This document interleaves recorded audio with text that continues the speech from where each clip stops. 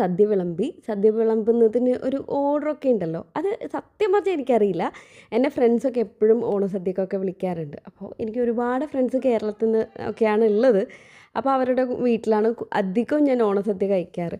അപ്പോൾ ഇന്ന് proper order ഇല്ല എന്നൊക്കെ പറഞ്ഞിട്ട് കമൻറ്റ് ചെയ്താലും ആക്സെപ്റ്റ് ഇറ്റ്. കാര്യം എനിക്ക് ആ രീതിയിൽ അറിയില്ല. എപ്പോഴും നമ്മുടെ ഒക്കെ ഓണം എന്ന് പറയുന്നത് ഈ ഒരു സദ്യ അധികം പുറത്തുനിന്നൊക്കെ മേടിക്കലാണ്. അല്ലെങ്കിൽ വീട്ടിലുള്ള എന്തെങ്കിലും സാധനങ്ങളൊക്കെ വെച്ചിട്ട് ഒരു തട്ടിക്കൂട്ടൊരു ഫോട്ടോഷൂട്ടിനാണെങ്കിലും വേണ്ടി ഒരു ഓണസദ്യ രൂപത്തിലാക്കി അങ്ങനെയൊക്കെയാണ്. പക്ഷേ സ്കൂൾ ടൈമിൽ എൻ്റെ ബെസ്റ്റ് ഫ്രണ്ട് ഉണ്ട് ബാനിഷ.